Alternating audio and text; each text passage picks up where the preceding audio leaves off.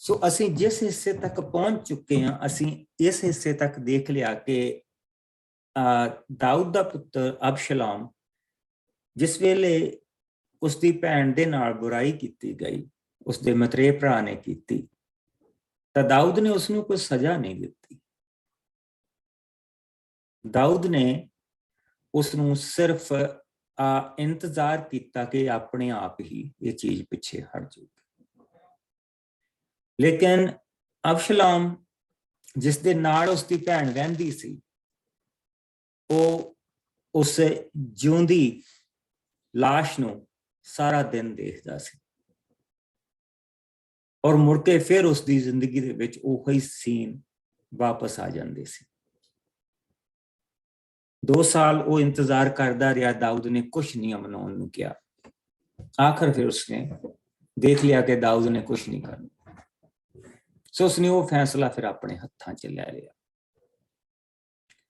उसने अमनोन नूं मरवाता और खुद दौड़ गया, खुद वसेर दे इलाके वाल चला गया जिथों उसकी मां सी, जो उसके नानके से। और जिस वेले वो उस इलाके दे विच सी, तां योआब ने देखिया कि अगला राजा किने बनना। अगर मैं उन्होंने लियाउण दे विच सफल भी हो गया, जे मैं सफल हो गया तां भी मैं दाऊद दी अखां दे विच भी उच्चा उठूंगा और अबशलोम दी अखां दे विच भी उच्चा उठूंगा। अगर मैं ना भी सफल होया ते तां भी मेरा नुकसान कोई नहीं, मेरा नुकसान कोई नहीं। अगर दाऊद कह भी दवे कि तुसीं उसनूं फड़ के लभ के मार दिओ तो तां भी मेरा कोई नुकसान। पर दूसरे पासे अगर मैं अबशलोम नूं दाऊद दे नाल मिला दिना ते दाऊद उसदे नाल खुश हो जांदा, उसदे नाल दोने खुश हो जांदे। सो उसने अपना अग्गा सोचना शुरू कर दिता। उसने हुण जो कुछ भी करना अपना अग्गा सोचदे होए नहीं करना।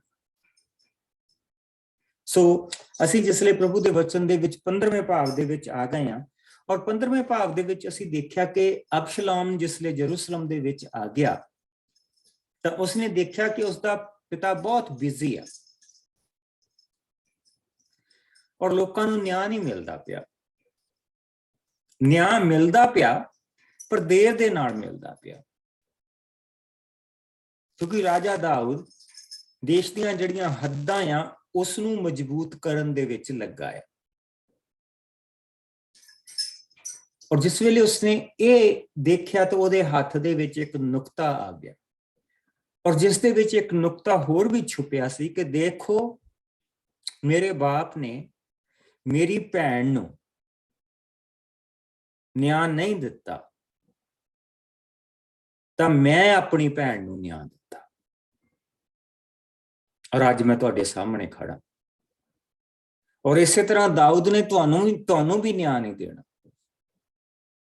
जो अपने पुत्र नूं न्याय नहीं दे सकदा, अपनी धी नूं न्याय नहीं दे सकदा, तो तुहानूं किद्दां न्याय दे सकदा। और जिसले लोकां दे दिमाग दे विच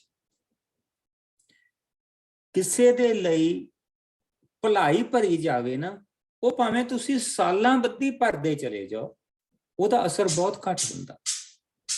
पर जिहड़ी शक दा बीज, जिहड़ा शक दा बीज आ उसनूं वो एक ऐसा पापी दा हथियार आ कि वो उसनूं उगदियां वधदियां बहुत थोड़ा समा लगदा,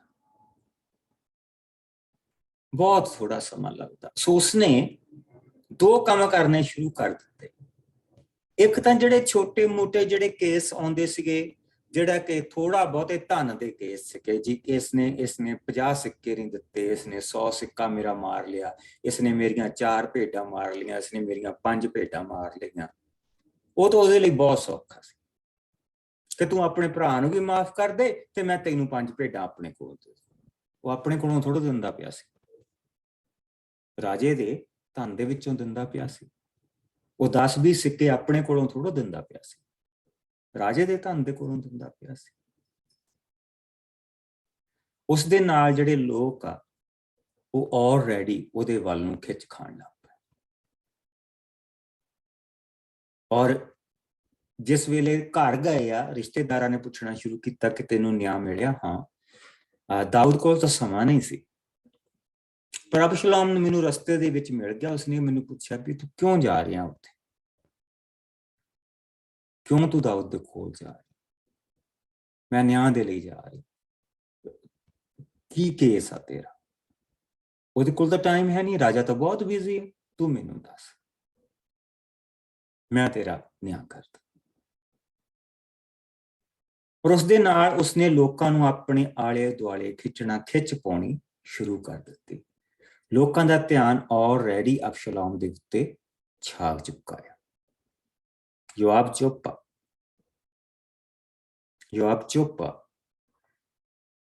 ਕਿਉਂਕਿ ਉਸਨੂੰ ਇਸ ਚੀਜ਼ ਦਾ ਪਤਾ ਵੀ ਕੁਝ ਹੋ ਰਿਹਾ, ਪਰ ਕੀ ਹੋ ਰਿਹਾ ਇਸ ਚੀਜ਼ ਦਾ ਉਸਨੂੰ ਨਹੀਂ ਪਤਾ, ਕਿਉਂਕਿ ਉਹ ਬੇਸਿਕਲੀ ਬਾਰਡਰਾਂ ਦੇ ਉੱਤੇ ਆਪਣੀਆਂ ਫੌਜਾਂ ਦੇ ਨਾਲ। ਔਰ ਆਖਰ ਜਿਸ ਲਈ ਉਸਨੇ ਦੇਖ ਲਿਆ ਕਿ ਹੁਣ ਸਭ ਕੁਝ ਪੱਕ ਚੁੱਕਾ, ਉਸ ਸਮਾਂ ਆ ਗਿਆ, ਤਾਂ ਅਸੀਂ ਪ੍ਰਭੂ ਦੇ ਵਚਨ ਦੇ ਵਿੱਚ ਦੇਖਦੇ ਹਾਂ ਕਿ ਉਸਨੇ ਹੁਣ ਆਪਣੇ ਬਾਪ ਦੇ ਉੱਤੇ ਹਮਲਾ ਬੋਲਣਾ।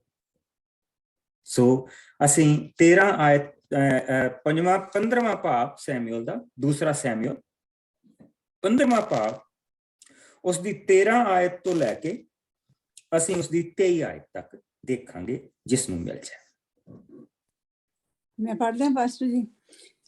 जी मेरी भैन। हाँ जी। दाऊद दा यरूशलेम तो नठना। एक संदेशवाहक ने आके दाऊद नूं दस्या इजरायली लोग अबशलोम दे पिछे लगे जा रहे हैं। ये सुन के दाऊद डर गया ते उसने अपने यरूशलेम विच रह रहे दरबारियां नूं कहा, जेकर असीं अबशलोम दे हत्थों बचना चाहुंदे हां तां सानूं इत्थों तुरंत फरार हो जाना चाहिदा है, नहीं तो हो सकता है कि वह आके सानू हरा के कतल कर देवे ते शहर विच भी कतलेआम करे। दरबारियां ने राजा दाऊद नूं उत्तर दिता, तेरे दास उसे तरह करन लई तैयार हन जिस तरह तुसीं कहो। सो राजा ने अपने सारे टब्बर दे लोकां ते दरबारियां दे नाल यरूशलेम शहर नूं छड्ड दिता, पर उसने अपनियां 10 रखेलां नूं पिछे महल दी देखभाल लई छड्ड दिता। सो सब तो अगे राजा निकलिया ते उसदे पिछे पिछे सब लोग भी निकले ਅਤੇ ਉਹ ਜਾ ਕੇ ਸ਼ਹਿਰ ਦੇ ਅੰਤਮ ਘਰ ਕੋਲ ਜਾ ਠਹਿਰੇ। ਤਦ ਲੋਕ ਇੱਕ ਇੱਕ ਕਰਕੇ ਦਾਊਦ ਦੇ ਅੱਗਿਓਂ ਦੀ ਜਾਣ ਲੱਗੇ ਅਤੇ ਅੰਤ ਵਿੱਚ ਉਸ ਦੇ ਸੁਰੱਖਿਆ ਦਲ ਦੇ 600 ਸਿਪਾਹੀ ਵੀ ਆਏ ਜੋ ਉਸ ਦੇ ਨਾਲ ਗੱਠ ਦੇ ਇਲਾਕੇ ਤੋਂ ਆਏ ਸਨ। ਰਾਜਾ ਨੇ ਉਹਨਾਂ 600 ਗੱਠ ਨਿਵਾਸੀਆਂ ਦੇ ਆਗੂ ਇਤਈ ਨੂੰ ਕਿਹਾ, ਤੂੰ ਸਾਡੇ ਨਾਲ ਕਿਉਂ ਆ ਰਿਹਾ ਹੈ? ਤੂੰ ਇੱਕ ਪਰਦੇਸੀ ਹੈ ਤੇ ਆਪਣੇ ਦੇਸ਼ ਤੋਂ ਪਹਿਲਾਂ ਹੀ ਦੂਰ ਹੈ। ਤੂੰ ਜਾ ਕੇ ਨਵੇਂ ਰਾਜਾ ਨਾਲ ਰਹਿ। ਤੂੰ ਤਾਂ ਅਜੇ ਇੱਥੇ ਕੁਝ ਹੀ ਸਮੇਂ ਤੋਂ ਰਹਿ ਰਿਹਾ ਹੈ। ਮੈਂ ਨਹੀਂ ਚਾਹੁੰਦਾ ਕਿ ਤੂੰ ਸਾਡੇ ਨਾਲ ਵਿਅਰਥ ਥਾਂ ਪਾਉਂਦਾ ਫਿਰੇ। ਫਿਰ ਮੈਂ ਤਾਂ ਇਹ ਵੀ ਨਹੀਂ ਜਾਣਦਾ ਕਿ ਮੈਂ ਆਪ ਕਿੱਥੇ ਜਾ ਰਿਹਾ ਹਾਂ। ਇਸ ਲਈ ਤੂੰ ਆਪਣੇ ਦੇਸੀ ਭਰਾਵਾਂ ਨੂੰ ਲੈ ਕੇ ਵਾਪਸ ਚਲਾ ਜਾ। ਪ੍ਰਭੂ ਤੇਰੇ ਉੱਤੇ ਆਪਣੀ ਦਇਆ ਅਤੇ ਰਹਿਮ ਕਰੇ। ਪਰ ਤੇਈ ਨੇ ਉੱਤਰ ਦਿੱਤਾ, ਮਹਾਰਾਜ ਜਿਉਂਦੇ ਪ੍ਰਭੂ ਦੀ ਸਹੁੰ, ਜਿੱਥੇ ਕਿਤੇ ਤੁਸੀਂ ਜਾਵੋਗੇ ਮੈਂ ਤੁਹਾਡੇ ਨਾਲ ਹੀ ਜਾਵਾਂਗਾ। ਮੈਂ ਮਰਨ ਤੱਕ ਤੁਹਾਡਾ ਸਾਥ ਦੇਵਾਂਗਾ। ਦਾਊਦ ਨੇ ਉੱਤਰ ਦਿੱਤਾ, ਠੀਕ ਹੈ, ਫਿਰ ਚੱਲ ਅੱਗੇ ਵਧ। ਸੋ ਤੇਈ ਆਪਣੇ ਆਦਮੀਆਂ ਅਤੇ ਉਹਨਾਂ ਦੇ ਟੱਬਰਾਂ ਸਮੇਤ ਅੱਗੇ ਵਧਿਆ। ਜਦੋਂ ਰਾਜਾ ਦਾਊਦ ਅਤੇ ਉਸਦੇ ਸੰਗੀ ਅੱਗੇ ਵਧੇ ਤਾਂ ਸਭ ਲੋਕ ਬੁੱਬਾਂ ਮਾਰ ਕੇ ਰੋਣ ਲੱਗੇ। ਤਦ ਰਾਜਾ ਅਤੇ ਉਸਦੇ ਨਾਲ ਦੇ ਲੋਕ ਕਿਦਰੋਨ ਦਰਿਆ ਨੂੰ ਪਾਰ ਕਰਕੇ ਅੱਗੇ ਉਜਾੜ ਨੂੰ ਜਾਂਦੇ ਰਾਹੇ ਪੈ ਗਏ। ਆਮੀਨ। ਇੱਥੇ ਕੀ ਹੋ ਰਿਹਾ? ਇਕਾਥ ਨਿਵਾਸੀ ਕੌਣ ਸੀਗੇ? ਜਿਸ ਵੇਲੇ ਅਸੀਂ ਆਪਣੇ ਮੈਪਸ ਜਿਹੜੇ ਅਸੀਂ ਦੇਖਦੇ ਪਏ ਹਾਂ, ਜਿਸ ਵੇਲੇ ਉਹਨਾਂ ਨੂੰ ਦੇਖਦੇ ਹਾਂ, let me bring this one down.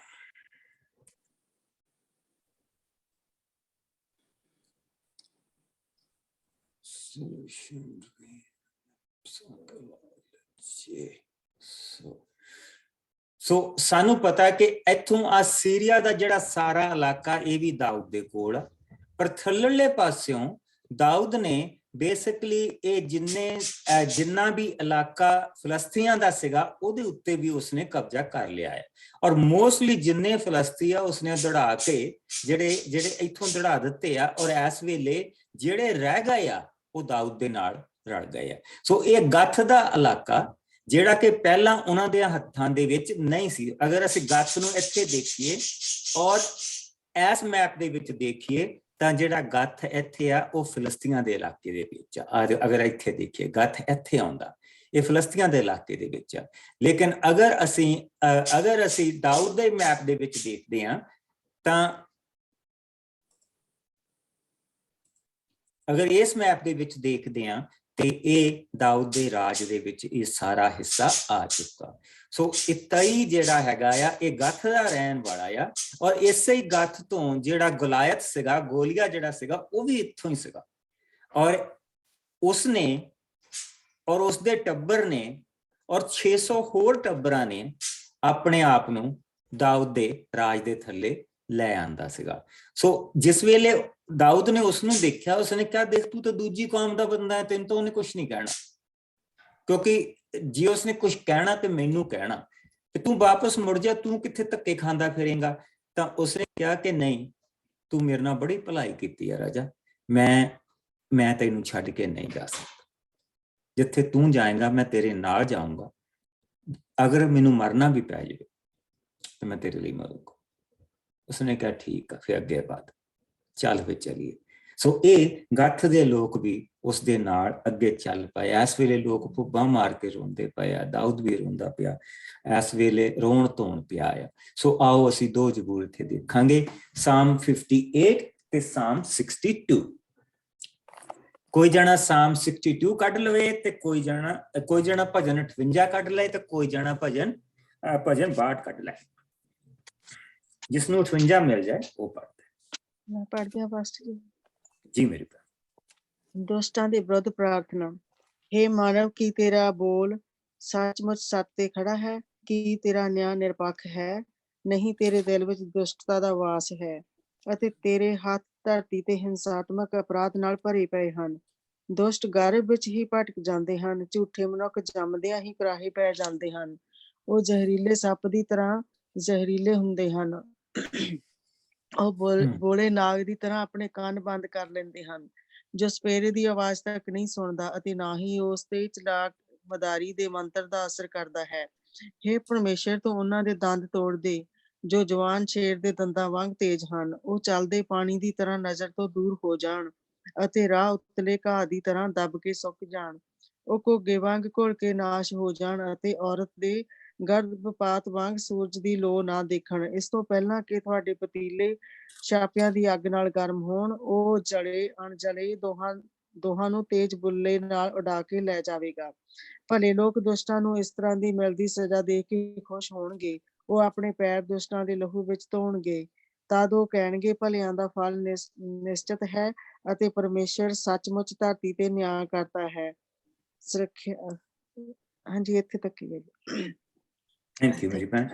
ਜ਼ਬੂਰ 62 ਭਜਨ ਜਿਹੜਾ ਉਹ 62 ਜਿਸ ਨੂੰ ਮਿਲ ਜਾਏ। ਮੈਂ ਪੜ੍ਹਦੀ ਨਹੀਂ ਪੜ੍ਹਦੀ।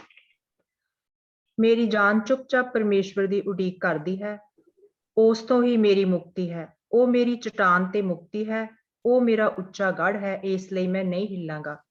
ਹੇ ਬੈਰੀਓ, ਤੁਸੀਂ ਮਨੁੱਖ ਤੇ ਹੱਲੇ ਕਰਦੇ ਰਹੋਗੇ, ਤੁਸੀਂ ਕਿਉਂ ਸਭ ਉਸ ਦੀ ਜਾਨ ਲੈਣ ਦੇ ਪਿੱਛੇ ਪਏ ਹੋ? ਉਹ ਤਾਂ ਹਿਲਦੀ ਕੰਧ ਦੀ ਤਰ੍ਹਾਂ ਢਹਿ ਚੁੱਕੀ ਬਾੜ ਦੀ ਤਰ੍ਹਾਂ ਹੈ।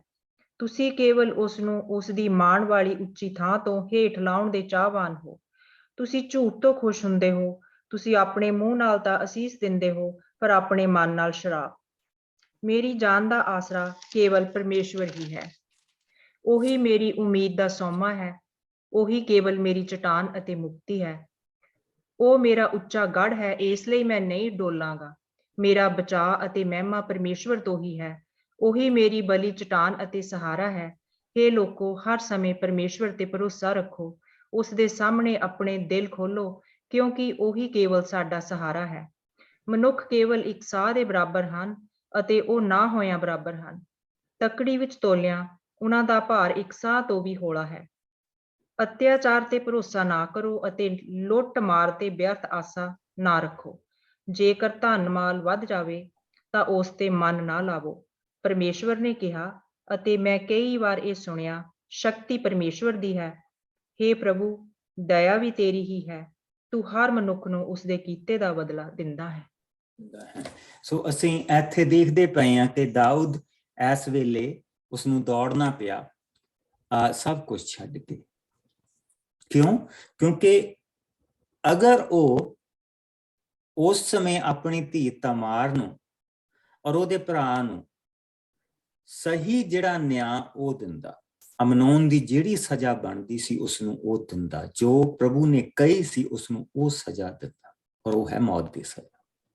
ਮਾਰਿਆ ਤਾਂ ਹੁਣ ਵੀ ਗਿਆ, ਲੇਕਿਨ ਹੁਣ ਉਸ ਚੀਜ਼ ਨੇ ਉਸਦੇ ਪੁੱਤਰ ਦੇ ਅੰਦਰ ਇੱਕ ਐਸੀ ਜ਼ਹਿਰ ਭਰ ਦਿੱਤੀ ਹੈ ਆਪਣੇ ਬਾਪ ਦੇ ਖਿਲਾਫ ਕਿ ਉਸਨੇ ਦੇਖ ਲਿਆ ਤੇ ਇਹ ਹੁਣ ਕਿਉਂਕਿ ਉਸਨੇ ਨਿਆਂ ਨਹੀਂ ਦਿੱਤਾ ਤੇ ਫਿਰ ਪ੍ਰਭੂ ਨੇ ਵੀ ਇਹ ਸਭ ਕੁਝ ਹੋ ਲੈਣ ਦਿੱਤਾ,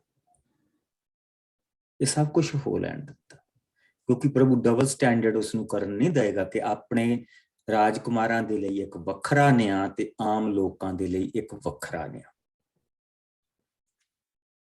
ਇੱਕ ਭੇਡ ਜਿਹੜੀ ਸੀਗੀ ਉਹ ਗਰੀਬ ਆਦਮੀ ਦੀ ਇੱਕ ਭੇਡ ਜਿਹੜੀ ਲੈ ਲਈ ਸੀਗੀ, ਇੱਕ ਭੇਡ ਦੇ ਲਈ ਤਾਂ ਉਹ ਮੌਤ ਦੀ ਸਜ਼ਾ ਦੇ ਰਿਹਾ, ਔਰ ਦੂਸਰੇ ਪਾਸੇ ਜਿਹੜੀ ਉਸ ਬੱਚੀ ਦੀ ਜ਼ਿੰਦਗੀ ਖਰਾਬ ਹੋ ਗਈ ਆ ਉਸ ਦੇ ਲਈ ਕੋਈ ਸਜ਼ਾ। ਸੋ ਹੁਣ ਇਹ ਸਾਰੀਆਂ ਚੀਜ਼ਾਂ ਦਾਊਦ ਨੂੰ ਭੋਗਣੀਆਂ ਪੈ ਰਹੀਆਂ, ਇਹ ਸਾਰੀਆਂ ਚੀਜ਼ਾਂ ਦਾਊਦ ਨੂੰ ਭੋਗਣੀਆਂ ਪੈ ਰਹੀਆਂ। ਜਿਸ ਤਰ੍ਹਾਂ ਅਬਸ਼ਲੋਮ ਨੂੰ ਭੋਗਣਾ ਪਿਆ, ਉਸਨੂੰ ਮਾਰ ਕੇ ਉਹ ਆਪਣੇ ਮਾਮਿਆਂ ਦੇ ਦੌੜ ਗਿਆ, ਉਸਨੂੰ ਉੱਥੇ ਦੌੜ ਭੱਜ ਦੇ ਵਿੱਚ ਰਹਿਣਾ ਪਿਆ। ਹੁਣ ਉਸੇ ਤਰ੍ਹਾਂ ਉਸਨੇ ਕਿਹਾ ਕਿ ਜਿੱਦਾਂ ਤੂੰ ਮੈਨੂੰ ਦੜਾਇਆ ਉਦਾਂ ਹੀ ਹੁਣ ਮੈਂ ਤੈਨੂੰ ਦੜਾਉਂਗਾ। ਸੋ ਹੁਣ ਇਹ ਦੂਸਰੀ ਵਾਰੀ, ਪਹਿਲਾਂ ਸੌਲ ਤੋਂ ਡਰਦਾ ਹੋਇਆ ਦੌੜਾ ਸੀ, ਹੁਣ ਆਪਣੇ ਪੁੱਤਰ ਤੋਂ ਡਰਦਾ ਹੋਇਆ ਦਾਊਦ ਦੌੜਾ ਔਰ ਪ੍ਰਭੂ ਦੇ ਅੱਗੇ ਆਪਣੀਆਂ ਬੇਨਤੀਆਂ ਰੱਖਦਾ ਪਿਆ। 24 ਆਇਤ ਤੋਂ ਲੈ ਕੇ ਅਸੀਂ ਜ਼ਬੂਰ 62 ਪੁਰੋਹਿਤ ਸਦੋਕ ਅਤੇ ਉਸ ਦੇ ਨਾਲ ਬਾਕੀ ਦੇ ਲੇਵੀ ਲੋਕ ਵੀ ਪਰਮੇਸ਼ਰ ਦੇ ਨੇਮ ਦਾ ਸੰਦੂਕ ਚੁੱਕੀ ਉੱਥੋਂ ਤੱਕ ਆਏ ਅਤੇ ਉਹਨਾਂ ਨੇ ਨੇਮ ਦਾ ਸੰਦੂਕ ਉੱਤੇ ਰੱਖ ਦਿੱਤਾ ਤੇ ਉਸ ਸਮੇਂ ਤੱਕ ਨਾ ਚੁੱਕਿਆ ਜਦੋਂ ਤੱਕ ਸਭ ਲੋਕ ਸ਼ਹਿਰ ਵੱਲੋਂ ਅੱਗੇ ਨਾ ਲੰਘ ਗਏ। ਪੁਰੋਹਿਤ ਅਬਿਆਥਾਰ ਵੀ ਉੱਥੇ ਸੀ। ਤਦ ਰਾਜਾ ਦਾਊਦ ਨੇ ਪੁਰੋਹਿਤ ਸਦੋਕ ਨੂੰ ਕਿਹਾ, ਤੁਸੀਂ ਨੇਮ ਦਾ ਪਵਿੱਤਰ ਸੰਦੂਕ ਵਾਪਸ ਸ਼ਹਿਰ ਵਿੱਚ ਲੈ ਜਾਵੋ, ਕਿਉਂਕਿ ਜੇਕਰ ਪ੍ਰਭੂ ਦੀ ਕਿਰਪਾ ਦ੍ਰਿਸ਼ਟੀ ਮੇਰੇ ਤੇ ਹੋਈ ਤਾਂ ਮੈਂ ਫਿਰ ਵਾਪਸ ਆਵਾਂਗਾ ਤੇ ਇਸ ਦੇ ਦਰਸ਼ਨ ਕਰਾਂਗਾ ਤੇ ਉਸ ਥਾਂ ਦੇ ਵੀ ਜਿੱਥੇ ਇਹ ਰਹਿੰਦਾ ਹੈ।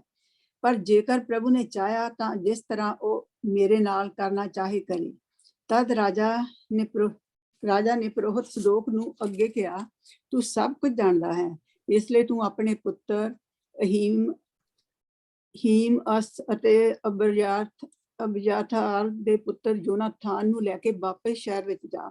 ਮੈਂ ਦਰਿਆ ਦੇ ਮੋੜ ਕੋਲ ਉਜਾੜ ਵਿੱਚ ਉਸ ਸਮੇਂ ਤੱਕ ਠਹਿਰਾਂਗਾ ਜਦੋਂ ਤੱਕ ਮੇਰੇ ਕੋਲ ਤੇਰਾ ਕੋਈ ਸੰਦੇਸ਼ ਨਾ ਆਵੇ। ਸੋ ਦੋਵੇਂ ਪੁਰੋਹਿਤ ਸਦੋਕ ਅਤੇ ਅਬਿਆਥਾਰ ਪਰਮੇਸ਼ਰ ਦੇ ਨੇਮ ਦੇ ਸੰਦੂਕ ਨੂੰ ਵਾਪਸ ਯਰੂਸ਼ਲਮ ਵਿੱਚ ਲੈ ਆਏ ਤੇ ਉਹ ਉੱਥੇ ਹੀ ਰਹੇ। ਸੋ ਦਾਊਦ ਜੈਤੂਨ ਪਹਾੜ ਦੀ ਚੜਾਈ ਰੋਂਦਾ ਹੋਇਆ ਸਿਰ ਢਕੇ ਨੰਗੇ ਪੈਰੀ ਚੜਦਾ ਗਿਆ। ਉਸਦੇ ਪਿੱਛੇ ਆਉਣ ਵਾਲੇ ਵੀ ਸਭ ਸਿਰ ਢਕੇ ਹੋਏ ਰੋਂਦੇ ਹੋਏ ਉਸਦੇ ਪਿੱਛੇ ਗਏ। ਜਦੋਂ ਕਿਸੇ ਨੇ ਦਾਊਦ ਨੂੰ ਦੱਸਿਆ ਕਿ ਤੇਰਾ ਮੰਤਰੀ ਅਹੀਥੋਫਲ ਵੀ ਵਿਦਰੋਹੀਆਂ ਨਾਲ ਮਿਲ ਗਿਆ ਹੈ ਅਤੇ ਉਹ ਅਬਸ਼ਲੋਮ ਦੇ ਨਾਲ ਹੈ, ਤਾਂ ਦਾਊਦ ਨੇ ਇਹ ਪ੍ਰਾਰਥਨਾ ਕੀਤੀ, ਪ੍ਰਭੂ ਤੂੰ ਅਹੀਬੋਫਲ ਦੀ ਸਲਾਹ ਮੂਰਖਤਾ ਵਾਲੀ ਕਰ ਦੇ। ਜਦੋਂ ਦਾਊਦ ਪਹਾੜ ਦੀ ਚੋਟੀ ਉੱਤੇ ਪਾਸਨਾ ਵਾਲੀ ਥਾਂ ਉੱਤੇ ਪਹੁੰਚਿਆ ਤਾਂ ਉਸ ਦਾ ਜਿਗਰੀ ਮਿੱਤਰ ਹੁਸ਼ਈ ਅਰਕੀ ਆਪਣੇ ਕੱਪੜੇ ਪਾੜੀ ਸੋਗੀ ਹਾਲਤ ਵਿੱਚ ਉਸ ਨੂੰ ਮਿਲਣ ਲਈ ਆਇਆ। ਦਾਊਦ ਨੇ ਉਸ ਨੂੰ ਕਿਹਾ, ਜੇਕਰ ਤੂੰ ਮੇਰੇ ਨਾਲ ਆਵੇਂਗਾ ਤਾਂ ਤੂੰ ਮੇਰੀ ਕੋਈ ਮਦਦ ਨਹੀਂ ਕਰ ਸਕਦਾ, ਪਰ ਤੂੰ ਮੇਰੀ ਮਦਦ ਕਰ ਸਕਦਾ ਹੈ ਜੇਕਰ ਤੂੰ ਯਰੂਸ਼ਲਮ ਵਿੱਚ ਵਾਪਸ ਚਲਾ ਜਾਵੇਂ। ਉੱਥੇ ਜਾ ਕੇ ਤੂੰ ਅਬਸ਼ਲੋਮ ਨੂੰ ਆਖੀ ਕਿ ਜਿਸ ਤਰ੍ਹਾਂ ਮੈਂ ਤੇਰੇ ਪਿਤਾ ਦੀ ਵਫਾਦਾਰੀ ਨਾਲ ਸੇਵਾ ਕੀਤੀ ਹੈ, ਉਸੇ ਤਰ੍ਹਾਂ ਹੁਣ ਮੈਂ ਤੇਰੀ ਸੇਵਾ ਵਿੱਚ ਰਹਿਣਾ ਚਾਹੁੰਦਾ ਹਾਂ। ਫਿਰ ਤੂੰ ਉੱਥੇ ਰਹਿ ਕੇ ਜਿੱਥੋਂ ਤੱਕ ਹੋ ਸਕੇ ਅਹੀਥੋਫਲ ਦੀ ਸਲਾਹ ਦਾ ਮੇਰੀ ਖਾਤਰ ਵਿਦਰੋਹ ਕਰਦਾ ਰਹੀ। ਸਦੋਕ ਅਤੇ ਅਬਿਆਥਾਰ ਦੋਵੇਂ ਪੁਰੋਹਿਤ ਵੀ ਉੱਥੇ ਹੀ ਹਨ ਅਤੇ ਜੋ ਕੁਝ ਤੈਨੂੰ ਰਾਜਾ ਦੇ ਦਰਬਾਰ ਵਿੱਚੋਂ ਪਤਾ ਲੱਗੇ ਤੂੰ ਉਹਨਾਂ ਨੂੰ ਦੱਸਦਾ ਰਹੀ। ਉਹਨਾਂ ਦੇ ਦੋ ਪੁੱਤਰ ਹੀਮਸ ਸਦੋਕ ਦਾ ਅਤੇ ਯੋਨਾਥਾਨ ਦਾ ਅਬਿਆਥਾਰ ਦਾ, ਤੂੰ ਉਹਨਾਂ ਦੇ ਰਾਹੀਂ ਸਭ ਖਬਰਾਂ ਮੇਰੇ ਕੋਲ ਘੱਲ ਸਕਦਾ ਹੈ। ਸੋ ਦਾਊਦ ਦਾ ਮਿੱਤਰ ਹੁਸ਼ਈ ਉਸੇ ਵੇਲੇ ਸ਼ਹਿਰ ਵਿੱਚ ਆਇਆ ਜਦੋਂ ਅਬਸ਼ਲੋਮ ਉੱਤੇ ਪਹੁੰਚ ਰਿਹਾ ਸੀ। ਆਮੀਨ। ਸੋ ਅਸੀਂ ਹੁਣ ਇੱਥੇ ਜਿੱਦਾਂ ਦੇਖਦੇ ਪਏ ਆ ਕਿ ਪ੍ਰਭੂ ਨੇ ਉਸਨੂੰ ਬੁੱਧ ਵੀ ਦੇਣੀ ਸ਼ੁਰੂ ਕਰ ਦਿੱਤੀ ਆ, ਜਿਹੜੇ ਉਸਦੇ ਮੰਤਰੀ ਆ, ਜਿਹੜੇ ਉਸਨੂੰ ਪਤਾ ਆ, ਜਿਹੜੇ ਉਸਦੇ ਸਲਾਹਕਾਰ ਆ, ਜਿਹੜੇ ਉਸਨੂੰ ਪਤਾ ਆ ਕਿ ਅਬਸ਼ਲੋਮ ਇਹਨਾਂ ਨੂੰ ਸਵੀਕਾਰ ਕਰ ਲਏਗਾ, ਔਰ ਜਿਨ੍ਹਾਂ ਦੀ ਬੁੱਧੀ ਦੇ ਉੱਤੇ ਉਹਨਾਂ ਨੂੰ ਉਸਨੂੰ ਭਰੋਸਾ ਆ, ਉਸਨੇ ਵਾਪਸ ਘੱਲਣਾ ਸ਼ੁਰੂ ਕਰ ਦਿੱਤਾ। ਪਵਿੱਤਰ ਸੰਦੂਕ ਨੂੰ ਵੀ ਵਾਪਸ ਘੱਲ ਦਿੱਤਾ ਯਰੂਸ਼ਲਮ ਦੇ ਵਿੱਚ, ਕਿ ਇਸ ਨੂੰ ਲੈ ਕੇ ਅਸੀਂ ਕਿੱਥੇ ਕਿੱਥੇ ਭਟਕਦੇ ਫਿਰਾਂਗੇ, ਪ੍ਰਭੂ ਦਾ ਸੰਦੂਕ ਸਾਡੇ ਨਾਲ ਭਟਕਦਾ ਫਿਰੇਗਾ। ਸੋ ਇਹ ਨਹੀਂ ਹੋਣਾ ਚਾਹੀਦਾ। ਸੋ ਜਿਸ ਵੇਲੇ ਸਾਰੇ ਲੋਕ ਚਲੇ ਗਏ ਹੈ ਤਾਂ ਫਿਰ ਦਾਊਦ ਉਹਨਾਂ ਦੇ ਪਿੱਛੇ ਨਿਕਲ ਗਿਆ, ਔਰ ਉਹ ਰਸਤੇ ਦੇ ਵਿੱਚ ਹੁਣ ਰੋਂਦਾ ਜਾ ਰਿਹਾ ਔਰ ਨੰਗੇ ਪੈਰੀਂ ਜਾ ਰਿਹਾ। ਔਰ ਜਿਸ ਵੇਲੇ ਉਹ ਪਹਾੜ ਦੀ ਉਚਾਈ ਤੇ ਪਹੁੰਚਾ ਤੇ ਉੱਥੇ ਜਾ ਕੇ ਉਹਨਾਂ ਨੇ ਉਪਾਸਨਾ ਕੀਤੀ, ਔਰ ਫਿਰ ਜਿੱਦਾਂ ਜਿੱਦਾਂ ਅੱਗੇ ਤੁਰੇ ਜਾਂਦੇ ਆ ਉਦੋਂ ਲੋਕ ਉਹਨਾਂ ਨੂੰ ਮਿਲਦੇ ਜਾਂਦੇ ਆ। ਲੇਕਿਨ ਇੱਥੇ ਅਸੀਂ ਦੇਖਾਂਗੇ ਜ਼ਬੂਰ 62 ਜਿਸ ਨੂੰ ਮਿਲ ਜਾਏ ਜ਼ਬੂਰ 62 ਜਿਹੜਾ ਇਸ ਜਗ੍ਹਾ ਦੇ ਉੱਤੇ ਆਉਂਦਾ।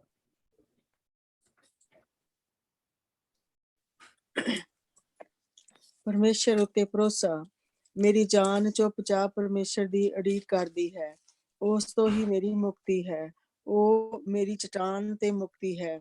ਉਹ ਮੇਰਾ ਉੱਚਾ ਗੜ੍ਹ ਹੈ, ਇਸ ਲਈ ਮੈਂ ਨਹੀਂ ਹਿੱਲਾਂਗਾ। ਹੇ ਵੈਰੀਓ, ਤੁਸੀਂ ਮਨੁੱਖ ਤੇ ਹੱਲੇ ਕਰਦੇ ਰਹੋਗੇ। ਤੁਸੀਂ ਕਿਉਂ ਸਭ ਉਸ ਦੀ ਜਾਨ ਲੈਣ ਦੇ ਪਿੱਛੇ ਪਏ ਹੋ? ਉਹ ਤਾਂ ਹਿੱਲਦੀ ਕੰਧ ਅਤੇ ਢਹਿ ਚੁੱਕੀ ਵਾੜ ਦੀ ਤਰ੍ਹਾਂ ਹੈ। ਸਿਸਟਰ ਜੀ ਅਸੀਂ ਇਹ ਪੜ੍ਹ ਲਿਆ ਜ਼ਬੂਰ, ਮਾਫ ਕਰਨਾ, ਜ਼ਬੂਰ 61 61 ਪੜਾ। ਹਾਂਜੀ ਮੇਰੀ ਭੈਣ। ਸੁਰੱਖਿਆ ਦੇ ਲਈ ਪ੍ਰਾਰਥਨਾ। ਹੇ ਪਰਮੇਸ਼ਰ, ਮੇਰੀ ਪੁਕਾਰ ਸੁਣ। ਤੂੰ ਮੇਰੀ ਪ੍ਰਾਰਥਨਾ ਤੇ ਧਿਆਨ ਦੇ। ਜਦੋਂ ਮੇਰਾ ਦਿਲ ਡੋਲਣ ਲੱਗੇ ਤਾਂ ਮੈਂ ਧਰਤੀ ਦੀ ਅੰਤਮ ਸੀਮਾ ਤੋਂ ਵੀ ਤੈਨੂੰ ਪੁਕਾਰਾਂਗਾ। ਤੂੰ ਮੈਨੂੰ ਸੁਰੱਖਿਅਤ ਸਥਾਨ ਤੇ ਲੈ ਚੱਲ, ਕਿਉਂਕਿ ਤੂੰ ਹੀ ਮੇਰੀ ਸ਼ਰਨ ਦੀ ਥਾਂ ਹੈ ਅਤੇ ਮੇਰੇ ਵੈਰੀ ਦੇ ਸਾਹਮਣੇ ਮੇਰਾ ਬਲ ਹੈ। ਮੈਂ ਹਮੇਸ਼ਾ ਤੱਕ ਤੇਰੇ ਡੇਰੇ ਵਿੱਚ ਰਹਾਂਗਾ। ਮੈਂ ਤੇਰੇ ਖੰਭਾਂ ਦੀ ਛਾਂ ਹੇਠ ਸ਼ਰਨ ਲਵਾਂਗਾ। ਹੇ ਪਰਮੇਸ਼ਰ, ਤੂੰ ਮੇਰੀਆਂ ਮੰਨਤਾਂ ਕਬੂਲ ਕੀਤੀਆਂ ਹਨ। ਤੂੰ ਆਪਣੇ ਨਾਂ ਦੇ ਡਰਨ ਵਾਲਿਆਂ ਵਾਲਾ ਵਿਰਸਾ ਮੈਨੂੰ ਦਿੱਤਾ ਹੈ। ਤੂੰ ਰਾਜਾ ਦੀ ਉਮਰ ਲੰਬੀ ਕਰ। ਤੂੰ ਉਸ ਨੂੰ ਕਈ ਪੀੜ੍ਹੀਆਂ ਜਿਉਂਦਾ ਰੱਖ।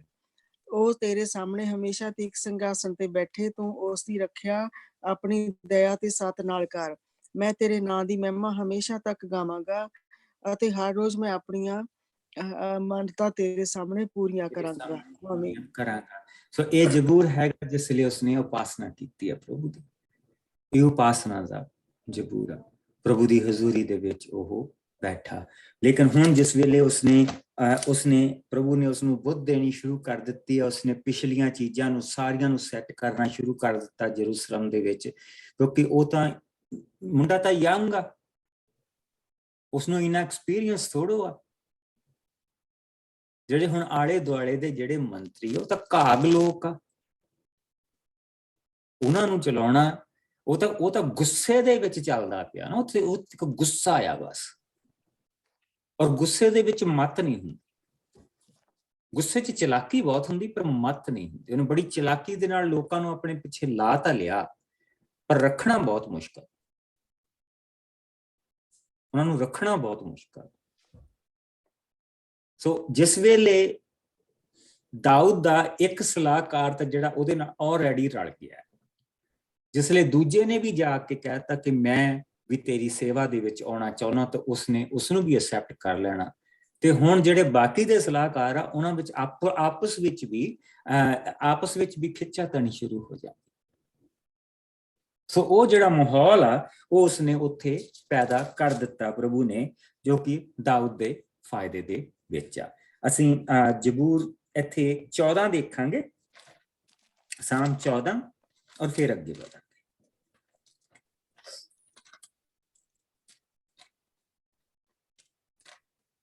ਜਿਸ ਨੂੰ ਮਿਲ ਜਾਏ, ਛੋਟੇ ਛੋਟੇ ਜ਼ਬੂਰ ਆ ਇਹ, ਜਿਸ ਨੂੰ ਮਿਲ ਜਾਏ। ਹਾਂਜੀ ਮੈਂ ਪੜ੍ਹਦੀ ਹਾਂ। ਮੂਰਖ ਮਨੁੱਖ ਆਪਣੇ ਮਨ ਵਿੱਚ ਕਹਿੰਦੇ ਹਨ, ਪਰਮੇਸ਼ਵਰ ਨਹੀਂ ਹੈ। ਉਹ ਭ੍ਰਸ਼ਟ ਹੋ ਚੁੱਕੇ ਹਨ। ਉਹਨਾਂ ਨੇ ਘਿਨਾਉਣੇ ਕੰਮ ਕੀਤੇ ਹਨ। ਭਲਾਈ ਕਰਨ ਵਾਲਾ ਕੋਈ ਵੀ ਬਚਿਆ ਨਹੀਂ। ਪ੍ਰਭੂ ਸਵਰਗ ਤੋਂ ਹੇਠ ਮਨੁੱਖੀ ਸੰਤਾਨ ਨੂੰ ਦੇਖਦਾ ਹੈ ਕਿ ਦੇਖੇ ਕੋਈ ਜਨ ਵੀ ਸਮਝ ਤੋਂ ਕੰਮ ਲੈਂਦਾ ਹੈ ਜਾਂ ਨਹੀਂ, ਕਿ ਉਹ ਪਰਮੇਸ਼ਵਰ ਦੀ ਖੋਜ ਕਰਦਾ ਹੈ। ਪਰ ਸਭ ਮਨੁੱਖੀ ਸੰਤਾਨ ਕੁਰਾਹੇ ਪੈ ਚੁੱਕੀ ਹੈ। ਉਹ ਸਭ ਦੇ ਸਭ ਭ੍ਰਸ਼ਟ ਹੋ ਚੁੱਕੇ ਹਨ, ਕੋਈ ਵੀ ਭਲਾ ਨਹੀਂ, ਨਹੀਂ ਹਾਂ ਇੱਕ ਵੀ ਨਹੀਂ। ਕੀ ਬੁਰੇ ਕੰਮ ਕਰਨ ਵਾਲੇ ਸਭ ਬੇਸਮਝ ਹਨ? ਹਾਂ, ਇਹ ਸਭ ਜੋ ਮੇਰੇ ਲੋਕਾਂ ਨੂੰ ਰੋਟੀ ਦੀ ਤਰ੍ਹਾਂ ਖਾ ਰਹੇ ਹਨ, ਇਹ ਮੇਰਾ ਨਾਂ ਤੱਕ ਨਹੀਂ ਲੈਂਦੇ ਹਨ, ਪਰ ਇਹ ਸਭ ਭੈਭੀਤ ਹੋ ਉੱਠਣਗੇ, ਕਿਉਂਕਿ ਪਰਮੇਸ਼ਵਰ ਭਲਿਆਂ ਦੇ ਨਾਲ ਹੀ ਰਹਿੰਦਾ ਹੈ। ਦੁਸ਼ਟ ਗਰੀਬ ਦੇ ਕੰਮ ਨੂੰ ਵਿਗਾੜਦੇ ਹਨ, ਪਰ ਉਸ ਦਾ ਬਚਾਓ ਪ੍ਰਭੂ ਹੈ। ਹਾਂ, ਇਜ਼ਰਾਈਲ ਦੇ ਲਈ ਸਿਯੋਨ ਵਿੱਚੋਂ ਛੁਟਕਾਰਾ ਦੇਣ ਵਾਲਾ ਆਵੇਗਾ। ਪ੍ਰਭੂ ਆਪਣੇ ਲੋਕਾਂ ਦੀ ਦਾਸਤਾ ਨੂੰ ਖਤਮ ਕਰੇਗਾ, ਤਦ ਯਾਕੂਬ ਆਨੰਦਿਤ ਹੋਵੇਗਾ ਅਤੇ ਇਜ਼ਰਾਈਲ ਖੁਸ਼ੀ ਮਨਾਵੇਗਾ। ਆਮੀਨ। ਸੋ ਹੁਣ ਇਸ ਦੁਆ ਦੇ ਸਮੇਂ ਦੇ ਵਿੱਚ ਜਿਸ ਵੇਲੇ ਉਹ ਜਾ ਰਿਹਾ ਹੈਗਾ, ਪ੍ਰਭੂ ਦੀ ਹਜ਼ੂਰੀ ਦੇ ਵਿੱਚ ਜਾ ਰਿਹਾ, ਪ੍ਰਭੂ ਉਹਦੇ ਤੋਂ ਵੱਡੀਆਂ ਚੀਜ਼ਾਂ ਉਸ ਨੂੰ ਦਿਖਾ। ਸਿਰਫ ਦਾਊਦ ਦਾ ਰਾਜ ਨਹੀਂ, ਦਾਊਦ ਦਾ ਰਾਜ ਤਾਂ ਸਥਾਪਿਤ ਤਾਂ ਪ੍ਰਭੂ ਨੇ ਉਸਨੂੰ ਕਹਿ ਦਿੱਤਾ ਇਹ ਚੀਜ਼ਾਂ ਹੋਣੀਆਂ ਦਾਊਦ ਦੇ ਪਾਪ ਦੇ ਕਰਕੇ ਹੋ ਰਹੀ, ਜਾਂ ਦਾਊਦ ਨੇ ਜਿਹੜੀ ਸਜ਼ਾ ਆਪਣੇ ਆਪ ਨੂੰ ਆਪ ਦਿੱਤੀ ਉਹਦੇ ਕਰਕੇ ਹੋ ਰਹੀ। ਕਿਉਂਕਿ ਦਾਊਦ ਨੇ ਕਿਹਾ ਸੀ ਨਾ ਕਿ ਜਿਸ ਦੀ ਇਸਨੇ ਇੱਕ ਭੇਡ, ਉਸ ਅਮੀਰ ਆਦਮੀ ਨੇ ਭੇਡ ਲਈ ਆ, ਉਸ ਬੰਦੇ ਨੂੰ ਮੌਤ ਦੀ ਸਜ਼ਾ ਦਿੱਤੀ ਜਾਏ ਔਰ 4 ਗੁਣਾ ਜਿਹੜਾ ਉਸਨੂੰ ਗਰੀਬ ਨੂੰ ਵਾਪਸ ਕੀਤਾ ਜਾਏ। ਤਾਂ ਪ੍ਰਭੂ ਨੇ ਕਿਹਾ ਸੀ, ਨਿਤਨ ਨੇ ਕਿਹਾ ਸੀ ਕਿ ਉਹ ਜਿਸਨੇ ਬੁਰਾਈ ਕੀਤੀ ਆ, ਉਹ ਜਿਹੜਾ ਸ਼ਾਹੂਕਾਰ ਆ, ਉਹ ਤੂੰ